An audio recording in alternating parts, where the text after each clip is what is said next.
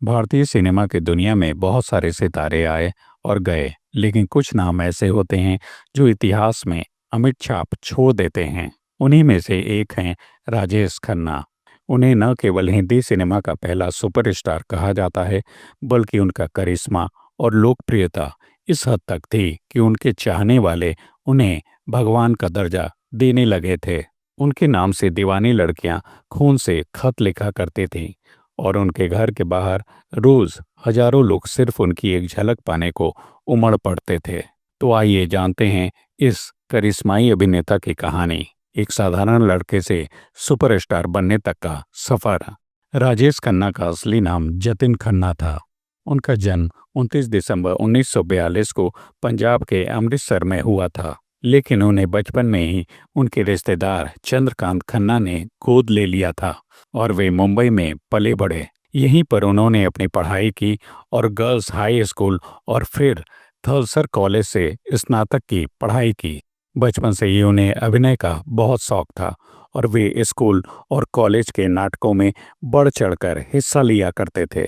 राजेश खन्ना ने अपने फिल्मी कैरियर की शुरुआत 1965 में यूनाइटेड प्रोड्यूसर्स टैलेंट हंट के जरिए की थी। इस प्रतियोगिता में लगभग 10,000 प्रतिभागियों को पीछे छोड़ते हुए उन्होंने पहला स्थान हासिल किया। इसके बाद उन्हें फिल्म आखिरी खत में पहली बार मुख्य भूमिका में देखा गया, जो भारत की ओर से ऑस्कर के लिए भेजी गई थी। हालांकि फिल्म ज़्यादा कमाल नहीं कर पाई, लेकिन राजेश खन्ना के अभिनय को नोटिस किया गया। वास्तविक सफलता उन्हें फिल्म आराधना 1969 में मिली, जिसमें उनके साथ शर्मिला टैगोर थीं। इस फिल्म ने उन्हें रातों रात सुपरस्टार बना दिया। फिल्म के गाने मेरे सपनों की रानी कब आएगी तू और रूप तेरा मस्ताना ने उन्हें हर घर का चहेता बना दिया।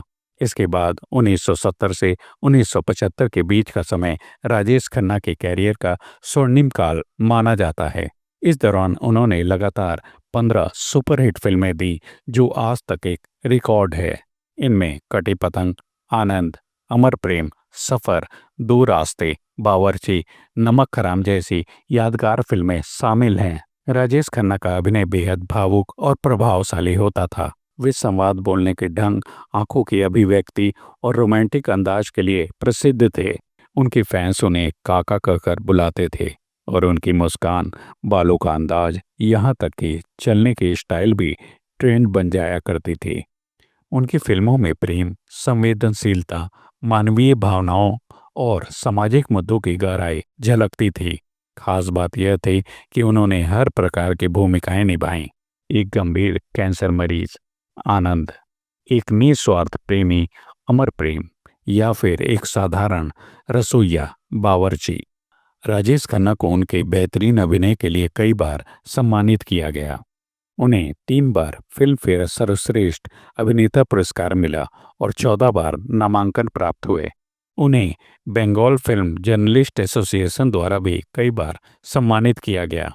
उनके अभिनय को आलोचकों के साथ साथ जनता ने भी दिल से सराहा। राजेश खन्ना की निजी जिंदगी भी चर्चा में रही। उन्होंने मशहूर अभिनेत्री डिंपल कपाड़िया से 1973 में शादी की, जब डिंपल महज 16 साल की थीं और राजेश 30 के करीब। डिंपल से उनकी 2 बेटियां हुईं, ट्विंकल खन्ना और रिंकी खन्ना।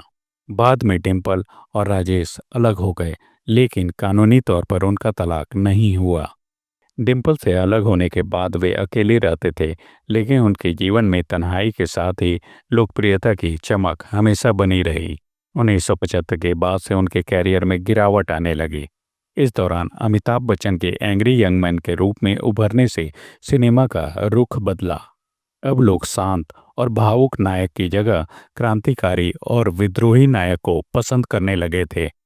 हालांकि राजेश खन्ना ने कई सफल फिल्में दी, जैसे थोड़ी सी बेवफाई, दुश्मन, अगर तुम ना होते, लेकिन 80 के दशक तक उनकी चमक फीकी पड़ने लगी। 1991 में राजेश खन्ना ने राजनीति में प्रवेश किया और कांग्रेस पार्टी से जुड़ गए।